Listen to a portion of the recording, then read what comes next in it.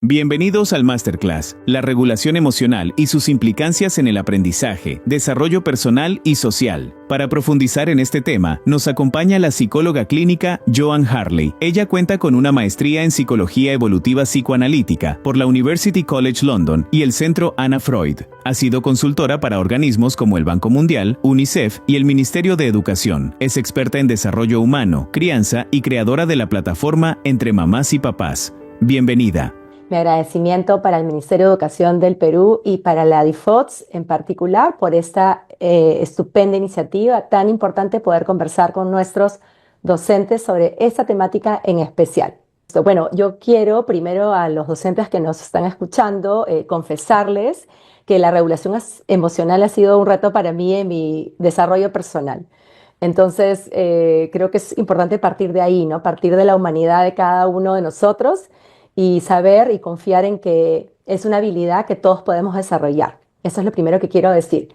Y la anécdota con la que quiero empezar esta masterclass es que la importancia que tiene la regulación emocional en la vida y en todas las dimensiones de la vida. Yo tenía 17 años cuando postulé a la universidad y me había preparado muchísimo durante varios meses, había estudiado, me había dedicado de manera muy determinada, muy digamos, consciente y aplicada a los estudios para poder ingresar a la universidad. Era mi primer intento, ¿verdad?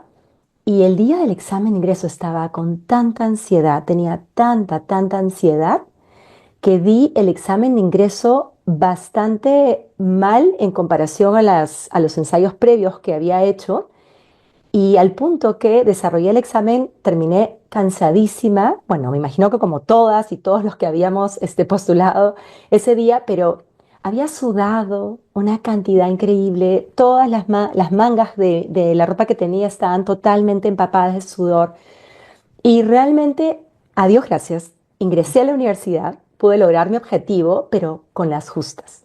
Con las justas. Y un compañero mío, que se había preparado igual que yo, y con el cual siempre comparábamos un poco los puntajes, él había tenido un puntaje mucho mejor que el mío. Entonces, claro, esa fue una experiencia muy interesante de cómo una emoción, como en este caso la ansiedad por tremenda prueba, ¿no? En este caso la prueba de admisión a la universidad, yo no pudiendo manejar la ansiedad, y la ansiedad casi me juega en contra, es más, casi me juega el examen de ingreso, ¿verdad? Lo cual hubiera podido impactar en mi trayectoria de vida, de qué manera no lo sé, ¿verdad? Pero creo que ese es un ejemplo importante y valioso de cómo las emociones son muy importantes en la vida e impactan todas las dimensiones de la vida, y la regulación de nuestras emociones es clave para poder vivir una vida en balance.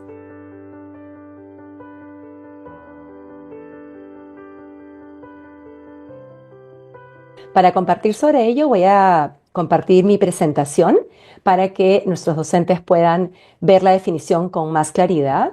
El aprendizaje socioemocional es el proceso a través del cual tanto niños como adolescentes y personas adultas adquieren y aplican los conocimientos, habilidades y actitudes necesarios para desarrollar identidades saludables, manejar emociones y alcanzar metas personales y colectivas, sentir y demostrar empatía por los demás, establecer y mantener relaciones de apoyo y tomar decisiones responsables y cuidadosas. ¿Sí? Esa es la definición de CASEL, que es una organización líder a nivel mundial en aprendizaje socioemocional.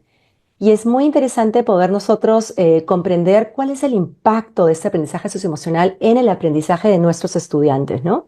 En primer lugar, la evidencia científica es totalmente contundente al respecto. Hay un impacto sumamente positivo del aprendizaje socioemocional en el aprendizaje y en el rendimiento académico de nuestros estudiantes. En primer lugar, cuando las y los estudiantes llevan a cabo la práctica de habilidades socioemocionales y las pueden aplicar en diversos contextos, esto acelera su aprendizaje académico. Por otro lado, que puedan los estudiantes trabajar en sus propias habilidades socioemocionales y desarrollarlas a través de programas específicos impacta positivamente en su rendimiento académico. El aprendizaje socioemocional también incrementa sus niveles de funcionamiento escolar. Esto ha expresado, por ejemplo, en completar las tareas, en las notas que adquieren en los exámenes, en pruebas específicas, etc. Además, también el aprendizaje socioemocional incrementa la participación y el involucramiento de los estudiantes con la escuela, que es algo muy importante porque esto va a, digamos, afianzar su pertenencia, su sentido de pertenencia a la escuela. Y también, por ende, esto mejora su desempeño académico. Además, está demostrado que si comparas estudiantes que están llevando a cabo la práctica de sus habilidades socioemocionales a través del aprendizaje socioemocional versus estudiantes que no están llevando este tipo de intervenciones, en el caso de los estudiantes que sí desarrollan aprendizaje socioemocional, este permite que se aumente el rendimiento académico de los estudiantes en 11 puntos, en 11 puntos percentiles.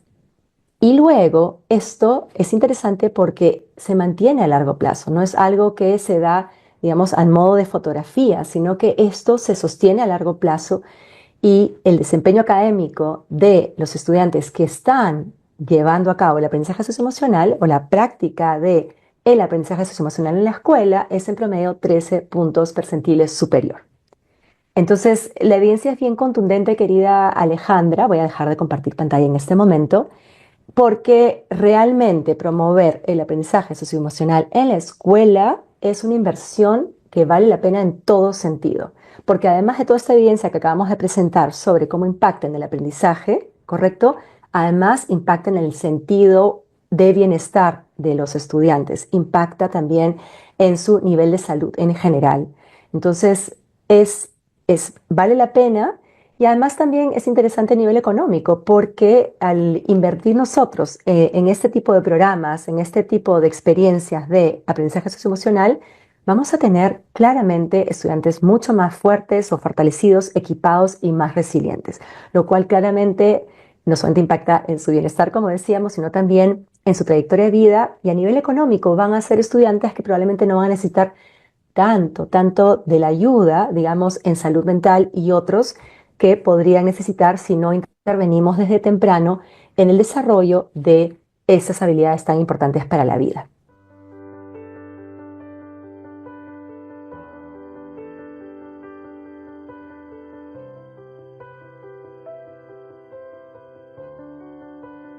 Nosotros para la Masterclass hemos elegido utilizar el marco de referencia de CASEL, cuya definición he compartido al inicio de la Masterclass, y que básicamente se centra en el desarrollo de 5 grandes habilidades o se conocen también como las 5 grandes de CASEL, ¿verdad? La primera gran habilidad es la autoconciencia, la segunda es la autorregulación, la tercera es la conciencia social, la cuarta son las habilidades para el establecimiento de relaciones con los demás y la quinta es la toma responsable de decisiones, ¿no? Entonces son 5 grandes habilidades que nosotros hemos, digamos, tomado como referencia, tomando o siguiendo a CASEL. Y de esas 5 vamos a centrarnos en 2. En la primera, que es la autoconciencia, y en la segunda, que es la autorregulación. Y de cada una de ellas vamos a tratar unas habilidades específicas o subhabilidades, como podríamos llamarlas. Y para eso yo voy a presentar la presentación, voy a justamente compartir mi presentación para que puedan ustedes ahí ver las 5 grandes habilidades de CASEL que acabo yo de mencionar. Y allí tenemos también de manera específica las subhabilidades de autoconciencia, en particular, identificar las propias emociones y de autorregulación, manejar las propias emociones y identificar, utilizar estrategias de manejo del estrés.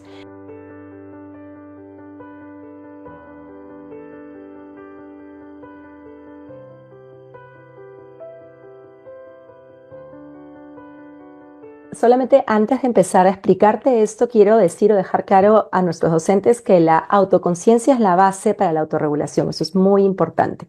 Es muy difícil que aprendamos a manejar las emociones cuando no somos conscientes de las emociones que estamos vivenciando. Entonces, primero aprendemos a identificar las emociones para poder aprender a manejarlas y regularlas. Eso es lo que quiero decir como punto de partida. Entonces, antes de poder hablar de la importancia de la regulación emocional, creo que es importante hablar de la importancia que tienen las emociones y el estrés en nuestra vida, ¿no? Y voy a decir algo súper claro que tiene que quedarles clarísimo a nuestros docentes. Las emociones impactan todas las dimensiones de nuestra vida, todas. Impactan nuestra salud. La evidencia científica demuestra claramente que la cólera, ¿verdad? Y la intensidad que uno puede sentir o con la intensidad que puede uno sentir cólera, afecta el sistema cardiovascular. Es como un ejemplo de muchos otros que yo podría dar en este momento de cómo las emociones impactan en la salud, en nuestro sentido de bienestar. Por ejemplo, si yo tengo una ansiedad y es una ansiedad que es prevalente, claramente no voy a experimentar bienestar, voy a experimentar más bien malestar, malestar psicológico, ¿correcto? Entonces también impactan nuestro sentido de bienestar, impactan en la manera como nos relacionamos con los demás y cómo los tratamos. Si, por ejemplo, yo estoy en un momento de alto, digamos, de ansiedad o de estrés, yo no voy a estar en calma y probablemente las respuestas que yo tenga para las demás personas, las personas que interactúen conmigo en ese momento de elevada ansiedad o estrés importante, mi forma de relacionarme no va a ser tan calmada, puedo ser quizá tal vez impulsiva a la hora de responder, puedo ser incluso agresiva o incluso violenta. Entonces, las emociones y también el estrés y el manejo de ellas va a impactar también directamente en la manera como tratamos a los demás y cómo nos relacionamos. También impactan definitivamente en nuestra toma de decisiones, ¿verdad? No vamos a tomar decisiones reflexivas cuando estamos ante emociones intensas o emociones que nos abruman, ¿no? Si, por ejemplo, yo estoy en un momento dado con mucha cólera y salgo y cojo la bicicleta para irme a algún lado, de manera impulsiva, yo probablemente estoy tomando una decisión equivocada porque estoy cogiendo un vehículo de transporte que claramente me puede poner en riesgo a mí o a otra persona cuando estoy atravesando una emoción muy intensa que me está sobrepasando. Y además, mientras yo esté manejando esa bicicleta o esa motocicleta o ese auto o ese carro, digamos, yo probablemente tampoco voy a tomar las mejores decisiones, ¿no? Y también, como ya hemos visto, y la evidencia científica es contundente al respecto, las emociones y nuestra capacidad para manejarlas son habilidades fundamentales para poder también aprender, ¿no? O sea, yo voy a aprender cuando estoy en calma, cuando me siento segura, cuando tengo un sentido de seguridad, pero si no me siento así va a ser muy difícil que yo pueda aprender, ¿no? Cuando hay un afecto positivo, está demostrado que podemos aprender mejor, ¿no? Cuando hay risa, cuando hay placer, cuando hay sobre todo un sentido de seguridad. Entonces, esto es para explicar la relevancia que tienen las emociones y la necesidad que tenemos de la regulación emocional en nuestra vida porque impactan todas las dimensiones de la vida.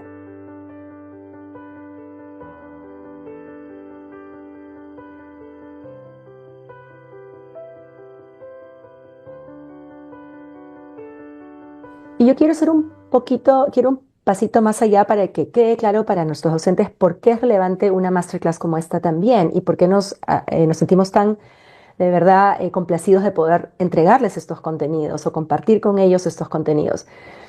Ustedes deben haber escuchado hablar del apego, ¿verdad? Y la importancia del apego seguro para la vida. Probablemente lo han escuchado, lo han leído, lo han estudiado, lo han aplicado, lo han vivenciado, etc. Entonces, el apego seguro, que es algo fundamental para la vida y es como el punto de partida inicial para un desarrollo saludable, solo se puede establecer cuando el bebé o el niño pequeño tiene un adulto que lo cuida, ¿verdad? Que no solamente está disponible física y emocionalmente, sino que está regulado emocionalmente. Entonces, imagínense qué importante es la regulación emocional.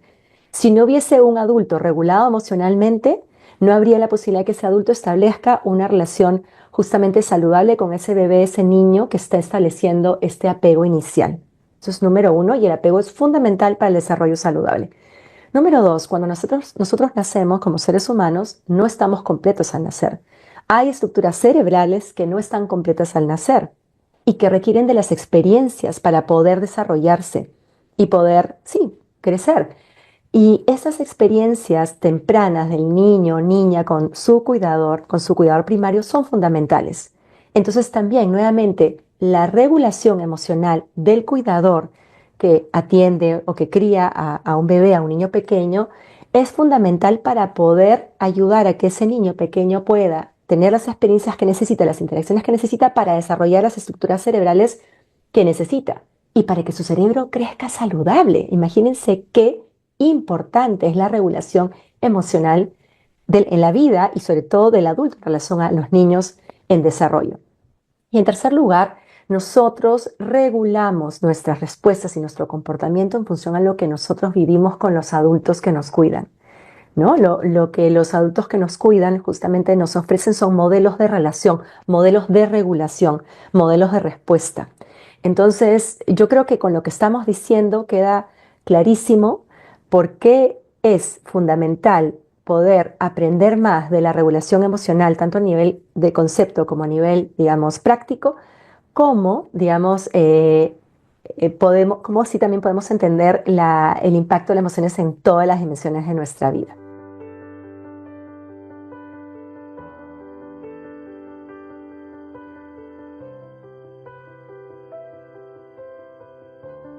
Primero, antes de empezar a explicar las estrategias, yo quiero compartir con nuestros docentes la definición de regulación emocional, tal como la presenta el Ministerio de Educación. Entonces, yo voy ahorita a compartir la pantalla, un segundito.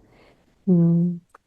Esta es la definición de regulación emocional, ¿no? Se puede definir como la capacidad para gestionar las emociones propias, para generar mayor bienestar o enfrentar situaciones de forma pacífica y evitar el daño físico y emocional a uno mismo y a los demás. Se trata de gestionar las emociones y validarlas sin suprimir o evitar ninguna de ellas, haciendo uso de los recursos y herramientas para regular su intensidad y su duración para no convertirlas en conductas no saludables, ¿sí? Entonces, habiendo compartido esta definición, quiero compartir algo que me parece fundamental para entender lo que voy a explicar ahora en las estrategias, ¿no? Creo que es muy importante que los docentes tengamos claros o los docentes tengan claro que ellos como adultos son fundamentales en la regulación emocional de los estudiantes, porque ellos cumplen la función de corregulación de sus estudiantes. Y en ese sentido, la corregulación de los estudiantes empieza primero con ¿qué? Con la regulación emocional del docente, con la regulación, con la autorregulación del docente. Entonces, la regulación emocional o autorregulación del docente es el punto de partida para la corregulación con sus estudiantes.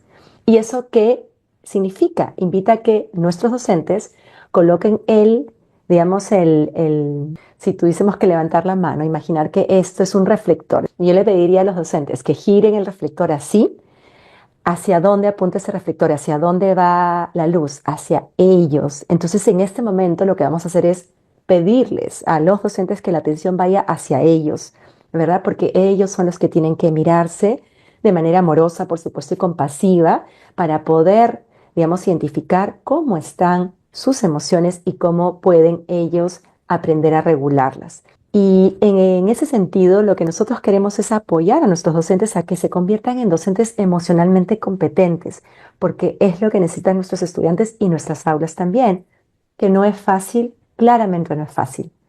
Yo les había contado al inicio de esta masterclass que yo toda la vida he tenido el reto de regularme emocionalmente. ¿Pero por qué? Por experiencias tempranas que he tenido. Experiencias tempranas, quizá algunos traumas en mi historia de vida personal, traumas pasados de generación en generación, digamos, de mis papás a mí, pero a ellos antes sus propios padres y así. Y todos tenemos ese tipo de historias. Y por eso no necesariamente es tan sencillo regular nuestras emociones o mirar nuestras emociones. Entonces yo quiero empezar también diciendo eso, que vamos a hacer esto desde el amor y la compasión, de ninguna manera desde la sobreexigencia. Y otra cosa que quiero decir antes de empezar con las estrategias es que nosotros podemos desarrollar todas las habilidades socioemocionales que nos propongamos y cualquier habilidad en general gracias a la neuroplasticidad.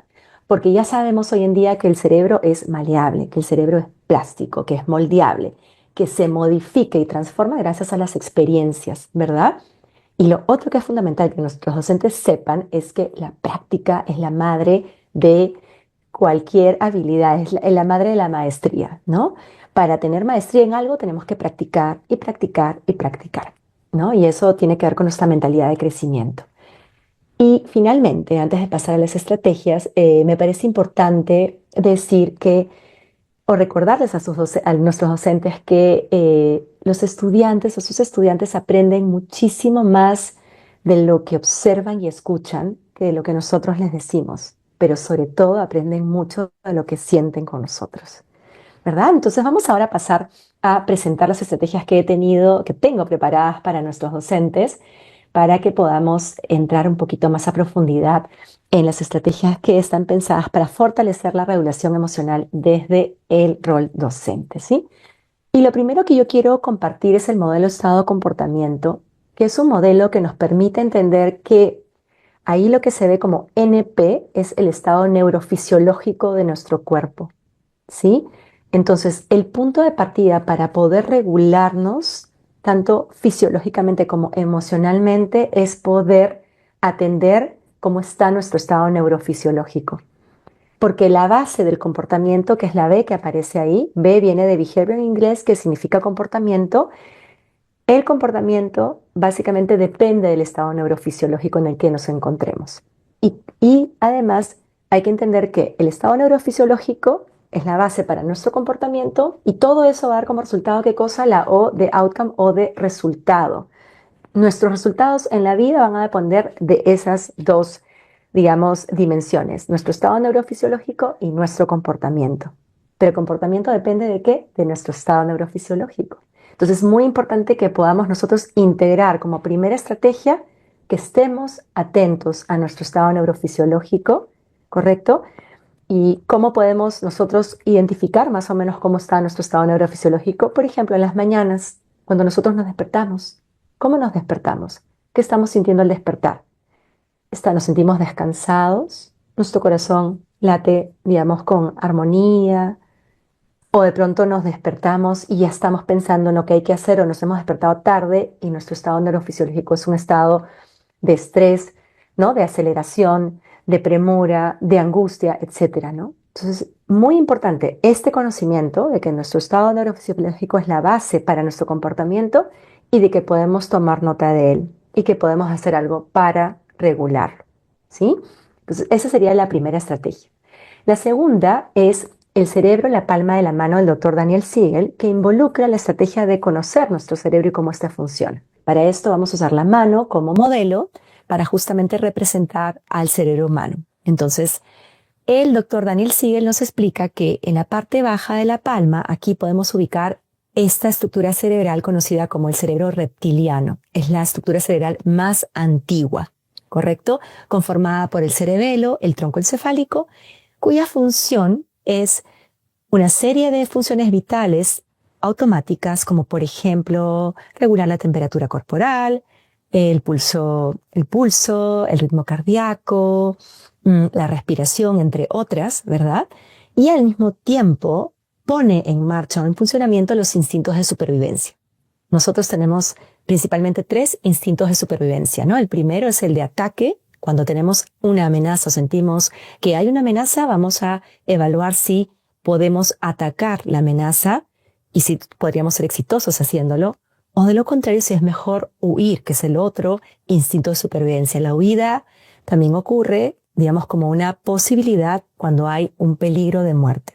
Y el tercer instinto de supervivencia es el congelamiento, a través del cual nosotros nos congelamos cuando evaluamos que el peligro de muerte puede ser inminente, ¿sí? Entonces, este es, digamos, el cerebro reptiliano y hay que recordar que los reptiles se comen a sus crías, así que no queremos funcionar con un cerebro reptiliano, ¿verdad? Ahora, yendo por aquí, a esta altura, nosotros vamos a encontrar el cerebro de los mamíferos, que es el cerebro emocional, le dicen, que está compuesto por el sistema límbico. Y dentro del sistema límbico hay una estructura que se conoce como la amígdala. Y la amígdala viene a ser el sensor de humo del cerebro humano. Es decir, es el que está permanente o la que está permanentemente identificando si hay seguridad o peligro o si hay una amenaza. Cuando la amígdala percibe amenaza, ese sensor de humo, digamos, percibe que hay peligro, va a activar de forma inmediata la respuesta del estrés, que es un mecanismo de supervivencia que tenemos todos los seres humanos. Activa la respuesta al estrés, ¿para qué? Para justamente, en diálogo con el cerebro reptiliano, poner en marcha los instintos de supervivencia y definir qué acción tomar, ¿correcto? Para salvaguardar nuestra vida, porque lo que es importante aquí es que podamos sobrevivir. El sistema límbico se encarga de la memoria emocional, ¿verdad? Y por eso se le conoce como el cerebro emocional, ¿sí? Entonces tenemos esto aquí. Pero si hacemos nosotros esto, nos va a quedar un modelo del cerebro humano, ¿verdad? En la palma de la mano.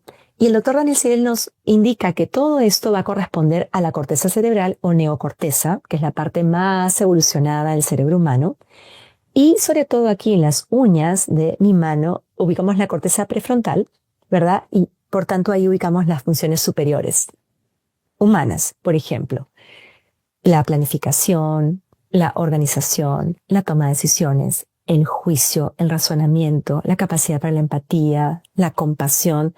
Todas estas funciones superiores son posibles gracias a esta estructura cerebral, específicamente la corteza prefrontal. Pero, ¿qué explica el doctor Daniel Siegel? Nosotros estamos así, con este cerebro integrado cuando estamos en un estado de calma, en un estado de bienestar.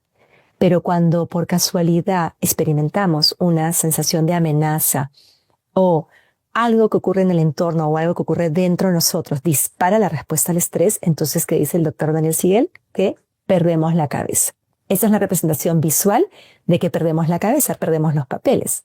¿Qué significa? Que nosotros ya no estamos pudiendo acceder a toda esta parte correspondiente a la corteza cerebral, por tanto no estamos pudiendo acceder a las funciones superiores y entonces estamos a merced ¿de qué? De esta parte del cerebro, que es el cerebro emocional, y de esta parte del cerebro que se encarga de los instintos de supervivencia. Entonces, en este estado no podemos tomar decisiones con claridad, no podemos pensar con claridad, no podemos ser empáticos porque no estamos accediendo justamente a esta parte del cerebro. Este es un modo reactivo de respuesta, o en todo caso, esta manera o este estado nos hace proclives a respuestas más bien reactivas, diferentes a las respuestas más bien reflexivas que podemos dar cuando estamos en calma, en un estado de bienestar. Vamos a poner un ejemplo. Si yo soy un docente, ¿correcto? Y de pronto he tenido un intercambio no muy agradable con un colega mío, probablemente se va a desatar una emoción y se va a desatar o activar la respuesta al estrés y yo voy a estar de pronto así. Voy a haber perdido un poquito los papeles, voy a estar fuera de mi centro, como queramos expresarlo. Y si yo estoy así, a la hora que hable con un estudiante, no le voy a hablar de la mejor manera. Si el estudiante me pregunta, profesor, profesora, ¿qué indicó usted? Le voy a decir, pero lo acabo de apuntar en la pizarra. Estoy ahorita inventando un ejemplo, ¿verdad? En vez de responderlo con tranquilidad, con calma y de manera más respetuosa.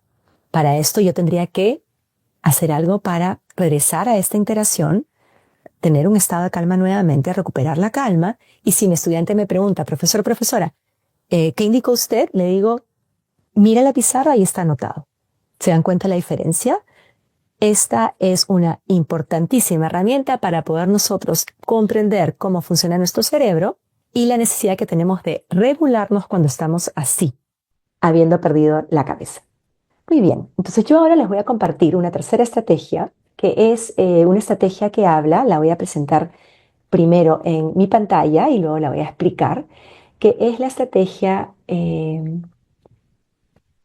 algo muy importante aquí es compartir con ustedes la frase de Viktor Frankl. Viktor Frankl fue un sobreviviente de un campo de concentración nazi. Y él dice, entre estímulo y respuesta hay un espacio. En ese espacio está nuestro poder para elegir nuestra respuesta. En nuestra respuesta radica nuestro crecimiento y nuestra libertad. Por eso, nuevamente, ¿no? Entre el estímulo y la respuesta hay un espacio. Este debería ser justamente el espacio.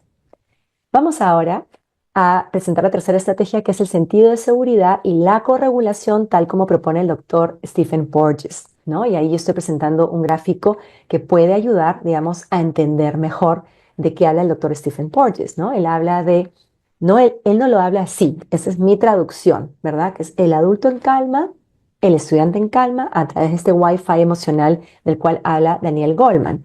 Pero yo ahorita les voy a explicar de qué trata este sentido de seguridad. Estábamos explicando que el cerebro, gracias a esta amígdala, que es el sensor de humo, está pudiendo definir si hay amenaza o hay seguridad. Pero todo el cerebro funciona, digamos, en orquesta con nuestro sistema nervioso, ¿verdad? Porque el cerebro es parte de nuestro sistema nervioso central. Entonces, la teoría polivagal que ha sido creada y desarrollada por el doctor Stephen Porges, hace énfasis en la importancia del sistema nervioso en la experiencia humana y cómo el sistema nervioso está permanentemente regulando nuestra experiencia interna, ¿no? A través de nuestros órganos internos y también nuestra experiencia a través de lo que el entorno nos comunica. ¿Con qué finalidad? Con la finalidad de que nosotros podamos sobrevivir, de poder proteger nuestra integridad, de que podamos preservarnos como personas y como especie, sin lugar a dudas. Y entonces de lo que habla Stephen Porges cuando habla de corregulación, habla justamente de que el sistema nervioso de un adulto, en este caso, va a corregular el sistema nervioso de un niño o un adolescente, de su estudiante, en el marco del docente con sus estudiantes, ¿no? Entonces, en todo momento, sin que incluso ustedes docentes se den cuenta, están corregulando a sus estudiantes. Y sus estudiantes y sus sistemas nerviosos van a estar percibiendo permanentemente las señales para definir qué cosa. Si es que están seguros y pueden sentir seguridad y por tanto se pueden abrir o pueden activar su sistema de conexión social, ¿correcto? Que es esencial para el aprendizaje, o si más bien no perciben seguridad, perciben amenaza, correcto, peligro, amenaza, y entonces no activan el sistema de conexión social, sino más bien tienen que estar en modo supervivencia, es decir, que tienen que estar alertas para saber de qué manera deben defenderse porque hay una amenaza. Y esto es sumamente importante porque, porque justamente nosotros somos inconscientemente correguladores de nuestros estudiantes. De forma inconsciente, de forma automática, esto se da. Sin embargo, es importante que podamos ser conscientes justamente para poder estar atentos a cómo son nuestras interacciones. Muchas veces el tono de voz es sumamente determinante para que nuestros estudiantes sientan seguridad o más bien amenaza. Lo contrario, ¿sí? Pero vamos a seguir avanzando con las estrategias. La siguiente estrategia que quiero compartir con ustedes es una estrategia que se llama, a ver, bueno, ese es un ejemplo hermoso de corregulación. Es un ejemplo precioso de la mamá con su bebé en un proceso de corregulación. Como digo, la corregulación se da de manera automática, de manera inconsciente. No tenemos necesariamente conciencia que estamos corregulándonos. Eso está sucediendo permanentemente. Pero siendo nosotros conscientes de este proceso de corregulación, podemos aplicar ciertas estrategias.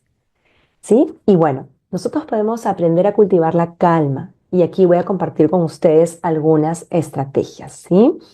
La primera va a ser el parar. La primera estrategia va a ser parar, porque a veces nosotros vivimos en piloto automático, ¿no? Estamos tan sobrepasados de trabajo, de pendientes, de responsabilidades, el trabajo fuera de casa, el trabajo en casa, las hijas, los hijos, la familia más extensa, etcétera, etcétera, etcétera, ¿verdad? Y a veces también vivimos en ciudades, ¿no? Que no son necesariamente amigables, que más bien son muy tóxicas porque tienen elevados niveles de estrés, ya sea por el tráfico, ya sea por la agresividad en la calle, ya sea por la delincuencia, etcétera, etcétera. Yo estoy segura que todos ustedes están entendiendo de qué hablo, ¿verdad? Entonces, qué importante que nosotros podamos ejercitar nuestro poder para poder calmar y regular nuestro sistema nervioso y también regular nuestras emociones. Entonces, el parar es una primera estrategia. Tenemos que poder parar para poder primero calmarnos, ¿no? Cuando yo les contaba sobre el cerebro en la palma de la mano y les hablaba de este momento en el cual perdemos la cabeza, qué importante es ahí parar. No contestar la llamada, no escribir el WhatsApp, no mandar el correo, no contestarle al hijo o hija, no contestarle al estudiante. Primero parar para que justamente exista ese espacio entre el estímulo y la respuesta del cual habla Viktor Frankl, ¿correcto? Luego, la otra estrategia que quiero compartir con ustedes, que se puede usar muy de la mano con parar, es la respiración consciente, ¿sí? Pero antes de la respiración consciente, quiero compartir otra estrategia que es el check-in. El check-in es simplemente el chequear adentro. ¿Cómo está nuestro cuerpo? Nuestro corazón está agitado, está, digamos así, muy, muy agitado, muy acelerado. Nuestra respiración es corta o es una respiración profunda, ¿verdad? Estoy sintiendo tensión acá en el cuello, algo me está preocupando, ¿no? Etcétera. Entonces, el check-in es básicamente la capacidad de chequear, pero de llevar mi atención hacia adentro, a chequear cómo estoy, cómo me encuentro. Y eso nos permite tener más conciencia, ¿verdad? Para ver qué puedo hacer para regularme. La tercera estrategia es la de la atención al cuerpo, la del escaneo corporal. Entonces, yo puedo sentarme un momentito con los ojos cerrados y revisar mi cuerpo desde la cabeza hasta los pies. Y hago como un barrido con mi atención, digamos, para poder ver más o menos cómo se siente mi cuerpo. Y si de pronto necesito acomodar o ajustar algo, de pronto me siento a hacer este escaneo corporal consciente y siento que acá hay mucha tensión. y noto que en mi frente hay mucha tensión y mi frente está un poco arrugada. Noto eso, respiro y puedo soltar la frente y me puedo también preguntar, aprovechar de preguntarme qué puede estar pasando que estoy con tensión y no me he dado cuenta, pero me doy cuenta cuando hago este check-in y de pronto me doy cuenta también, más aún, cuando hago este escaneo corporal consciente. La otra estrategia es la de la respiración consciente y aquí les voy a enseñar una estrategia maravillosa que a mí me sirve muchísimo para justamente no incurrir en comportamientos impulsivos, agresivos o violentos, ¿no? Entonces básicamente puedes hacerlo con los ojos abiertos o cerrados y básicamente es inhalar lenta y suavemente por la nariz y exhalar lenta y suavemente por la boca con énfasis en la exhalación, aprovechando la exhalación como un suspiro profundo. Y voy a hacer un ejemplo para que ustedes lo puedan ver.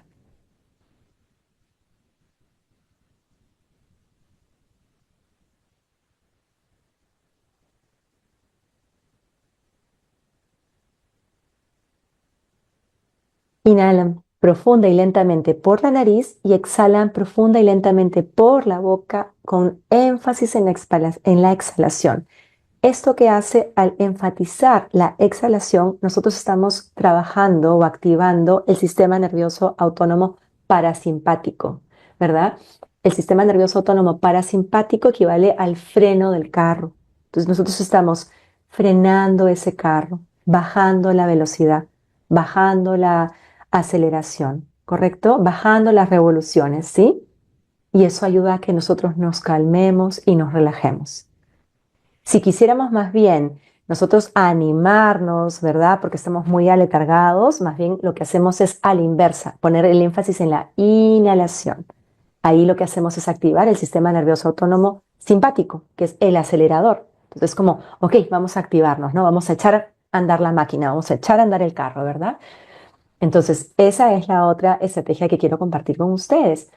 Y otra estrategia fundamental también es la meditación. Yo soy una persona que ha venido estudiando sobre meditación muchísimo por un tema de búsqueda personal y conozco muchísimas estrategias de meditación, pero yo soy de la idea de que hay que meditar con la estrategia o la técnica, perdón, que más les guste a ustedes. No todos quieren meditar sentándose, cerrando los ojos y aplicando una serie de técnicas contemplativas o meditativas. Hay personas que meditan contemplando la naturaleza, por ejemplo. Hay personas que para ellas meditar es simplemente sentarse a contemplar la naturaleza de manera atenta y presente. Y es una experiencia de meditación, por ejemplo, ¿verdad? Entonces, en relación a la meditación, yo simplemente quiero invitarlos a que ustedes busquen y elijan la técnica que a ustedes más les agrade y más les guste. Voy a compartir mi pantalla un momento para revisar si he podido cubrir todas las técnicas que tenía acá preparadas, o estrategias, perdón, para básicamente poder calmarnos o recuperar la calma. Muy bien. La siguiente estrategia que tengo para ustedes es identificar los botones emocionales tal como lo propone el doctor Daniel Siegel. Sucede que nosotros tenemos botones emocionales, ¿verdad? Algunos vienen de adentro y otros vienen de afuera. Los de afuera pueden tener que ver con experiencias tempranas que nosotros hemos vivido, ¿verdad? Pero lo importante es poder identificar cuáles son nuestros botones emocionales. Por ejemplo, a nivel interno, a nivel fisiológico, un botón emocional puede ser una necesidad fisiológica. Por ejemplo, la necesidad de ir al baño. Entonces, de pronto estamos como un poquito incómodos y quizá estresados porque tenemos ganas de ir al baño, tenemos ganas de ir a hacer pila. Pero no nos hemos dado cuenta, no nos hemos dado cuenta porque no estamos haciendo este check-in de que tenemos ganas de ir al baño. Y entonces estamos incómodos, estamos fastidiados, estamos hasta estresados y claramente eso nos lleva a qué? A este estado y por tanto no vamos a tener respuestas reflexivas, vamos a tener más bien reacciones, ¿no? O respuestas reactivas. Entonces, muy importante en este caso poder identificar nuestros botones. Entonces, en mi caso, un botón, por ejemplo, es ese, ¿no? Estar atenta a mis necesidades fisiológicas. O tener sueño. Tener sueño también puede ser un botón interno. Estamos con sueño, estamos cansados y no vamos a estar en un estado óptimo para poder responder, ¿verdad? Eso pasa mucho con los niños pequeños. Cuando están cansados, se ponen de mal humor, lloran, se tiran al suelo, tal vez hacen pataletas, hacen rabietas, están muy sensibles, hacen estos como meltdowns, como se llama en inglés, que son estos estos momentos en los que se derraman totalmente porque están cansados y tan solo poder ayudarlos a regular el sueño y a que de pronto tal vez descansen ayuda a que estén mejor, ¿sí? Un botón emocional, por ejemplo, puede ser, en mi caso como mamá, tenía un botón emocional que era mi hijo mayor volteándome los ojos al hablar. Entonces, era un botón emocional. ¿Qué significa el botón emocional? Que es algo que hace la otra persona, en este caso mi hijo, apretaba este botón, que es un área sensible para mí. Yo me sentía sumamente irrespetada cuando él hacía eso y entonces eso que hacía me llevaba a perder la cabeza. Y en este momento soy mucho más vulnerable y más proclive a que actuar de manera impulsiva, agresiva o violenta. Entonces, al reconocer mi botón emocional, ¿yo qué cosa puedo hacer? Anticiparme. Significa que si mi hijo me vuelve a voltear los ojos y ya me di cuenta que es un botón, yo puedo hacer qué cosa. Cuando él hace eso, puedo respirar antes de responder porque soy consciente que es un botón y que ese botón que ha sido apretado por mi hijo en este caso me hace a mí vulnerable, ¿no? Y me hace proclive a actuar de manera reactiva, ¿no? Otra estrategia que tengo preparada para ustedes y que la quiero yo compartir es que podamos expandir las emociones que nos generan bienestar y reducir las emociones que nos generan malestar a través del aprecio y la gratitud y el sentido del humor. Es decir, cuando hacemos un trabajo de regulación emocional, nosotros podemos regular nuestras emociones también tratando de expandir emociones que generan bienestar. Por ejemplo, la dicha. La dicha es una emoción que genera bienestar. Y la dicha nosotros la podemos sentir gracias al sentido del humor y gracias también a la gratitud. La gratitud es varias cosas al mismo tiempo. Es una emoción, es una práctica, ¿no? Sí, es muchas cosas al mismo tiempo la gratitud. Entonces, cuando practicamos aprecio y gratitud, podemos nosotros expandir una serie de emociones vinculadas a la gratitud, ¿verdad?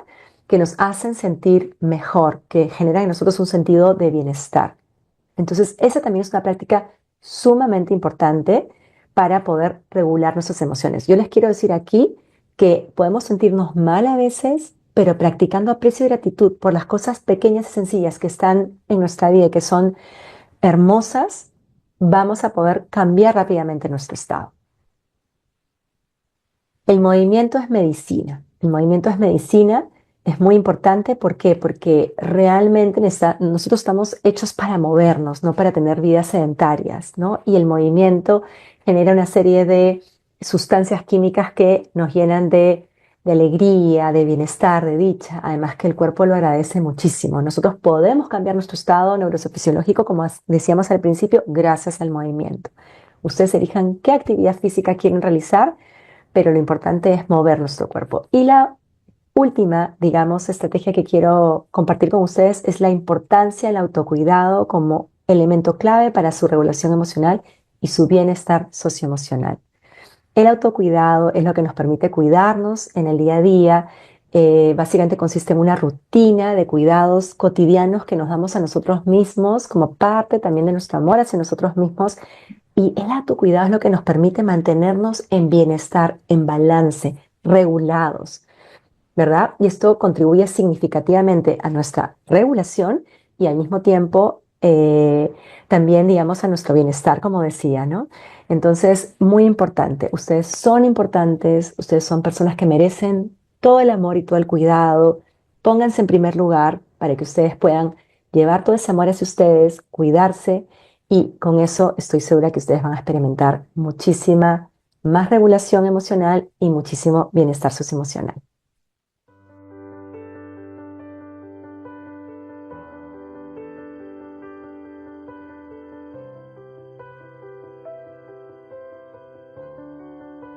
Queridos docentes, decirles que el aprendizaje socioemocional y el desarrollo de sus propias habilidades socioemocionales vale totalmente la pena.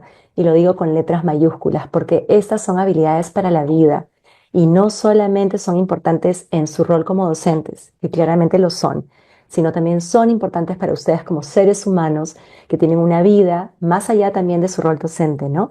Para ustedes como mamás, como papás, para ustedes como hijos, como hijas, para ustedes como colegas, para ustedes como esposos o esposas, como parejas.